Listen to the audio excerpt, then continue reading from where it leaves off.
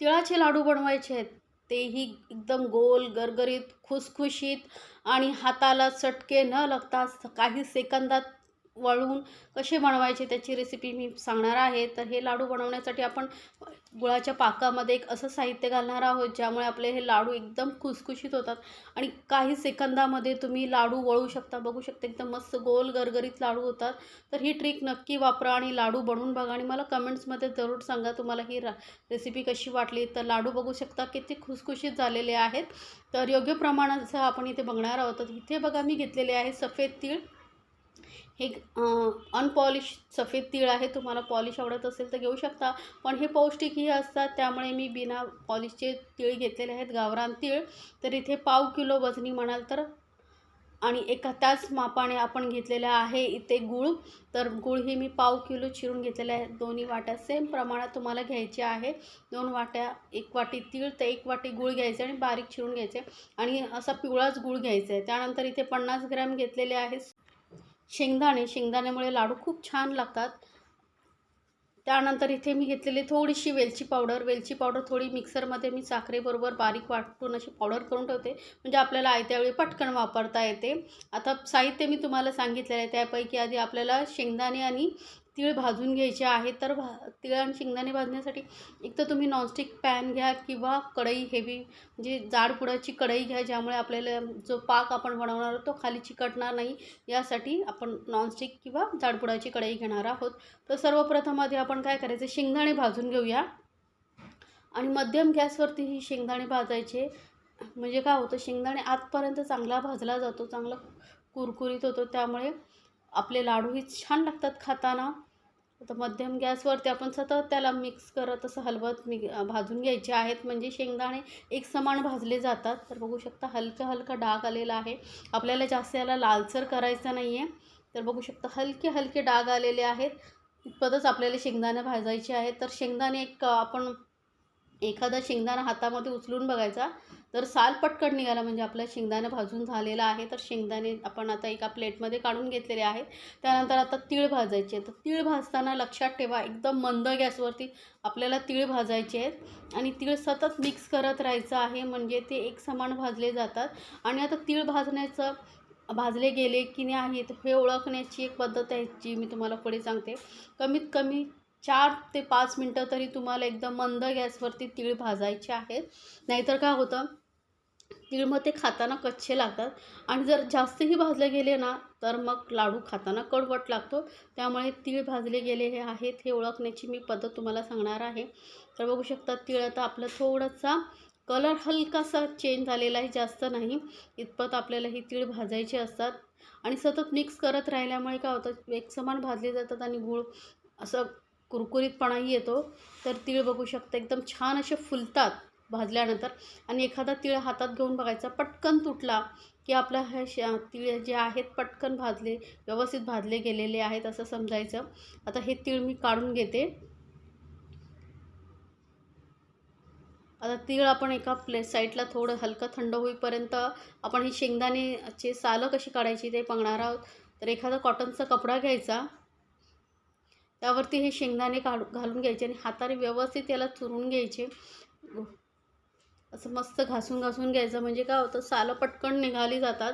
आणि आता ही सालं पाकडण्याची वगैरे काही गरज नाही. तर बघू शकता अगदी पटकन सालं अशी ना, शेंगदाणे तुम्ही वरच्या साईडला पटकन हलक्या हाताने बाजूला करत जा, सालं आपोआप खाली राहतात. म्हणजे आपण जेव्हा पाकडतो वगैरे तेव्हा काय होतं, पुरा किचन प्लॅटफॉर्मवरती सालं सालं होता. तर असं न होता बघू शकता जास्त व्यवस्थित चुरल्यामुळे सालांचा जो आहे चांगला चुरा झालेला आहे आणि सालं बाजूला झालेली आहेत. आता सालांमध्ये राहिलेले शेंगदाणे तुम्ही हलके बाजूला करून घेऊ शकता. आणि हे जे मध्ये मध्ये सालं राहिले आहेत ते आपण पटकन हलक्या हाताने काढून घ्यायची. तर हे शेंगदाणे आपले झालेले आहे सोलून. आता हे आपल्याला मिक्सरमध्ये बारीक नाही करायचे, तर कपड्यावरतीच घ्या आणि एखाद्या वजनदार वस्तूने किंवा ग्लासाने असं आपण ह्याला चुरून घेणार आहोत.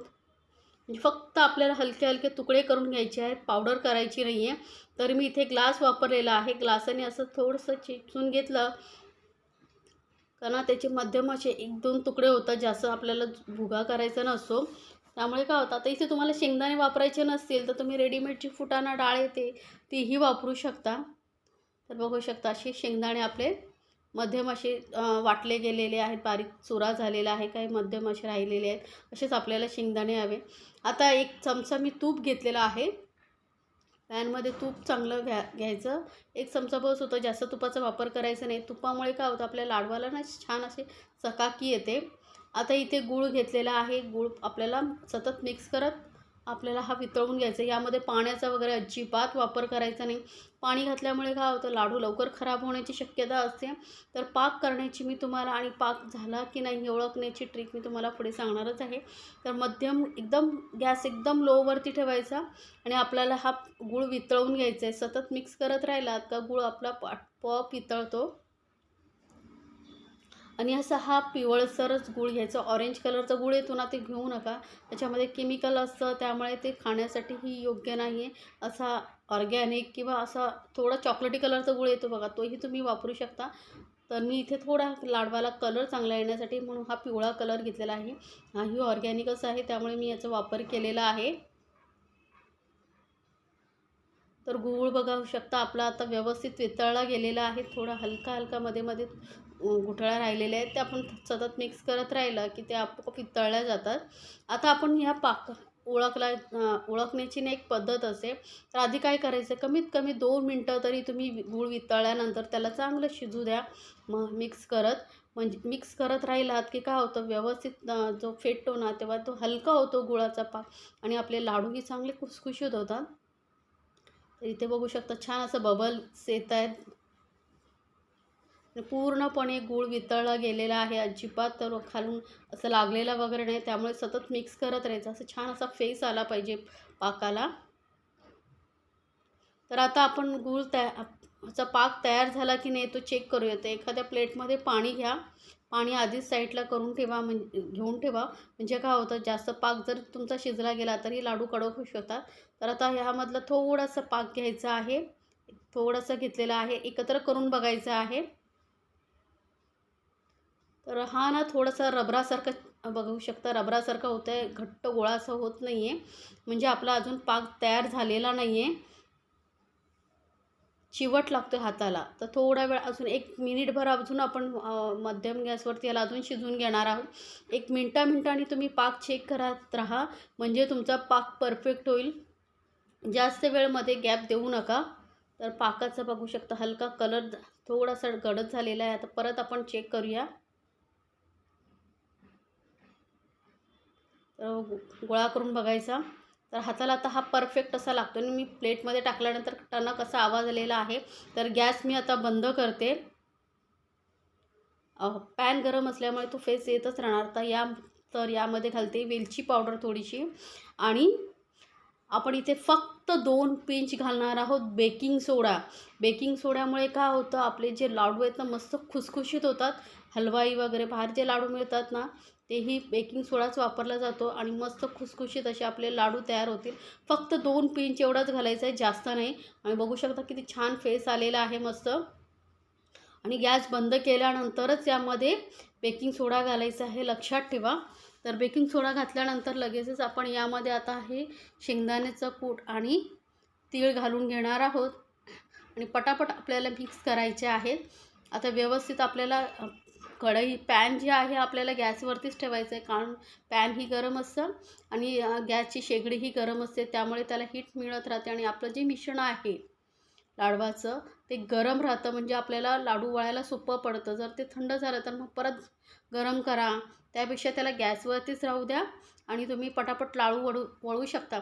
आता व्यवस्थित मिक्स झाल्यानंतर लाडू वळण्याची मी तुम्हाला 2 प्रकारे ट्रिक सांगणार आहे, ज्यामुळे तुम्ही लाडू वळू शकता फक्त काही सेकंदामध्ये. तर बघू शकता आपलं मिश्रण असं मस्त असं घट्टसर झालेलं आहे. गॅस बंद केलेला आहे. आता इथे बघा मी हा मेजरमेंटमधला स्पून येतो तो घेतलेला आहे. त्याने असं साईडला करायचं, एकाच साईजचे लाडू तयार होतात. तर ही पहिली मी ट्रिक तुम्हाला सांगते. ताटाला तूप लावून घ्यायचं आणि त्यावर ते असे छोटे छोटे बॉल तुम्ही काढून ठेवू शकता. म्हणजे थोडं थोडं काढून ठेवलं की ते थोडं हलकंसं कोमट होतं आणि मग तुम्ही हाताने लाडू वळू शकता.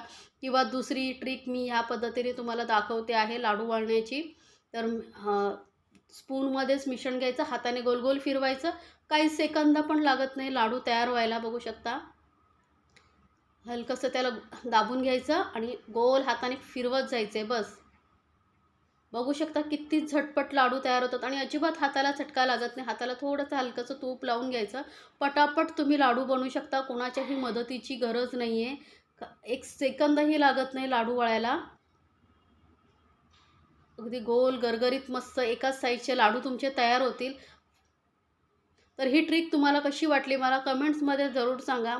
या आधी तुम्ही ही नक्कीच ही ट्रिक पाहिली नसेल तर नक्की बनवा आणि मला कमेंट्समध्ये जरूर सांगा तुम्हाला ही ट्रिक कशी वाटली. आणि लाडू बनवा आणि एन्जॉय करा या मकर संक्रांतीमध्ये तिळगुळाचे लाडू. आणि रेसिपी आवडली तर चॅनलला लाईक्स, कमेंट आणि सबस्क्राईब करायला विसरू नका. सोबतच बेल आयकॉनवरती नक्की क्लिक करा म्हणजे तुम्हाला माझ्या नवीन रेसिपीची नोटिफिकेशन लगेचच तुमच्यापर्यंत पोहोचेल. याआधी तुम्ही नक्कीच ही ट्रिक पाहिली